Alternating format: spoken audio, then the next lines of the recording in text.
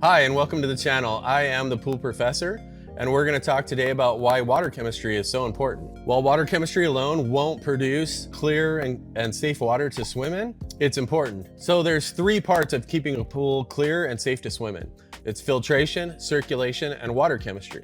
So today, we're going to dive into why water chemistry is so important, and what you should test for, and how often you should test. The three things that change the most are what you should be testing for on a weekly basis: pH, alkalinity, and chlorine. When you're testing those, there's three different types of chlorine: pH, and what is that and why is it important, and alkalinity. Has anybody ever talked about alkalinity before? If you're not taking care of these things on a weekly basis, it could lead to algae, skin and eye irritation, pool surfaces and equipment being damaged. So how do we test for these? There's different tests you can use. There's strips, there's drops that use OTO, there's drops that use DPD, and then there's electronic tests like what you'd find in a pool store.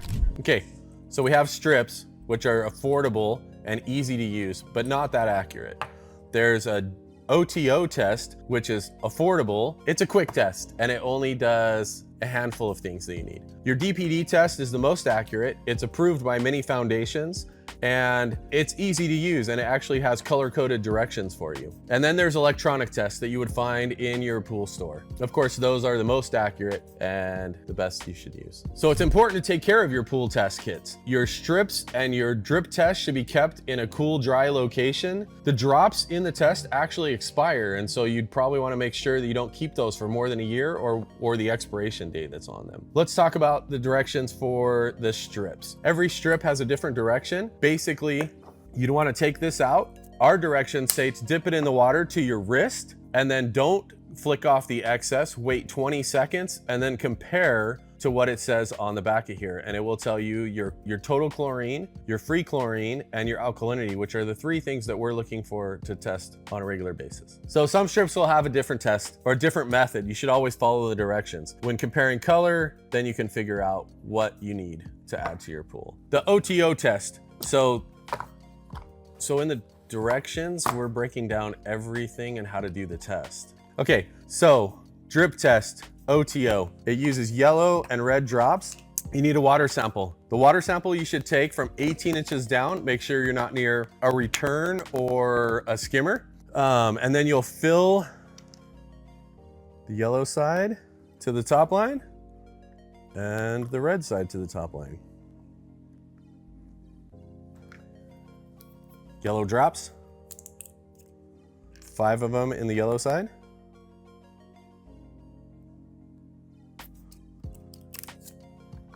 And then red drops, 5 in the red side.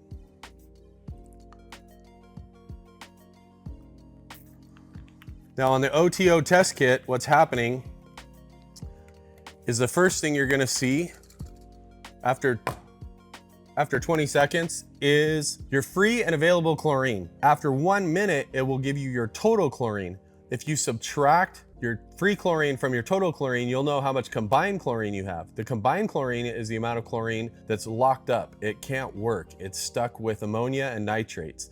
And so you need to use a shock to get rid of that combined chlorine. So we're gonna compare. There is actually a white guide in here so that you can compare the color. You're gonna compare this color to one on the chart, and then it's gonna tell us exactly what our pH is. So in this pool sample, the pH is 7.8, and on this side, we have a free chlorine of about 3.0. What a fantastic pool guy.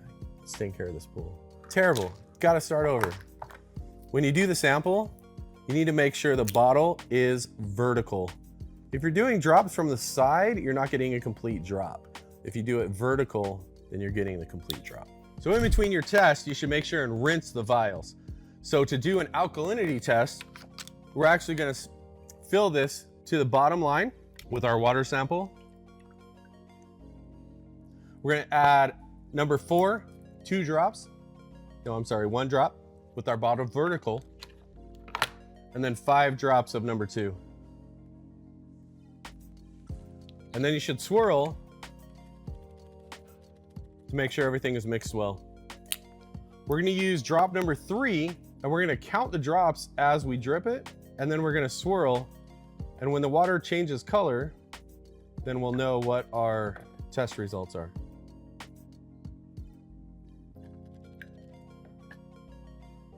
9 drops.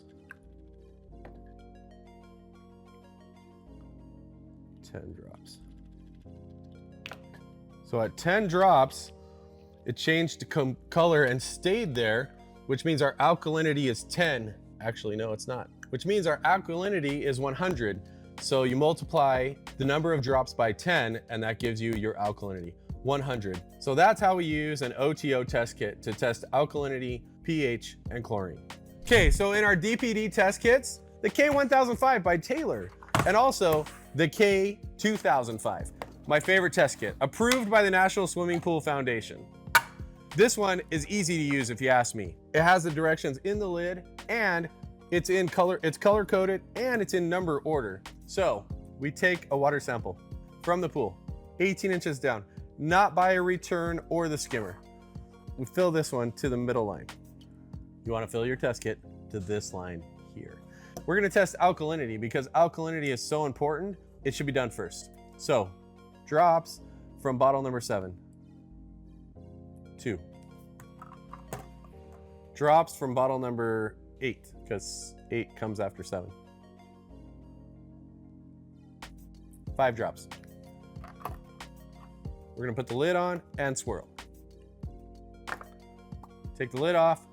Now, number 9, we're gonna drop and count drops and swirl in between drops until we figure out how many it takes to go from green to red.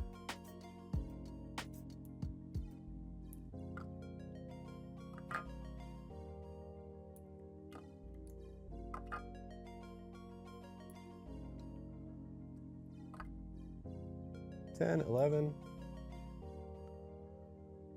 drops, and we have a nice solid red. I like to give it one more just to see if it changes any more. And it did it. So our drops is 11. We multiply that by 10, and that gives us our alkalinity of 110. Next,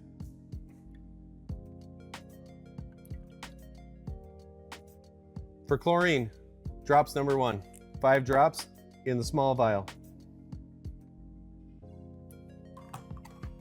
Number 2, drops in the small vial. 5 of each. And then for our pH, it's going to take 5 drops of number 4 in the large side. We're going to cap, invert to mix, and then compare color. So I'm looking at this, and it looks like we have a 7.6 for the pH and like a 1 for chlorine. So that's how to use a DPD test kit for your chlorine, pH, and alkalinity. So as a homeowner, there's some chemicals that you could have on hand so that you can make adjustments to the chlorine, pH, and alkalinity. First of all, I'd have alkalinity increaser or baking soda, pH increaser or soda ash, muriatic acid to lower pH and alkalinity, chlorine, something like tablets or liquid or granular or a combination of all of them, and then shock, even a non-chlorine shock. Okay, so how do we add these chemicals to the pool to adjust your pH, alkalinity, and chlorine? First of all, you want to make sure that the system is on and running. You don't want to pour chemicals on top of each other because this could cause toxic gas or even an explosion. You also want to make sure and do it, I recommend, in the deep end. And then of course the system needs to be running, and it needs to continue to run for approximately 3 hours. So the order in which you adjust the pool is important too, or which chemicals you adjust for is important too. The National Plasters Council says that you should first adjust your calcium. So once your calcium is in line, then it will keep your pool from getting damaged. The next thing you should take care of is your alkalinity. That's why I tested alkalinity first. And then your pH. So alkalinity and pH work together. And if you adjust the alkalinity and get it in the proper range first, then your pH is going to be much easier to balance, and adjusting the alkalinity can help the pH be in the proper location. And then finally, your chlorine. So let's talk about the different types of chlorine. First of all, there's 2 types, stabilized and non-stabilized chlorine. Stabilized chlorine has conditioner in it. It's called cyanuric acid. Some people abbreviate it by using CYA. So let's talk about each chlorine and what it contains. So this is a calcium hypochlorite shock. It will raise the chlorine level high enough to break up that combined chlorine, but it adds calcium to the water. It also has a very high pH. So if you're trying to control pH, this is not the right choice. On a salt pool, I would never use calcium hypochlorite because it's gonna raise pH, which you already struggle with high pH in a salt pool, and it's gonna add calcium to the water, which is gonna form on the salt cell and give you trouble with the salt system. Next, we have non-chlorine shock. So this is an oxidizer that's gonna break up the combined chlorine, give you free and available chlorine, and then it's got a neutral pH, so it's not gonna hurt anything in the pool, and it's just a good oxidizer to use. It is one of the most expensive. We also have liquid chlorine. If you use enough of it, it will shock the pool, breaking up that combined chlorine. The disadvantage to liquid chlorine is it has a high pH. So if you're fighting pH, liquid chlorine is not the best. This is a stabilized chlorine. It's called dichlor. It has stabilizer in it and a neutral pH. So this would be good. I would use this in a salt pool where you struggle with high pHs. It would add chlorine after you've had a rainstorm or a pool party. This would be a good solution to get your chlorine back to a normal level. It would add a little bit of conditioner and it would keep your pH within range. And then the other stabilized chlorine is chlorine tablets or trichlor. They have a very low pH, and if you used a granular trichlor, then you could also shock the pool with that. That's the different types of chlorine. Thanks for watching. I'm the Pool Professor. We have links below for any of the products that we use today. For any questions for future videos, leave them in the comments.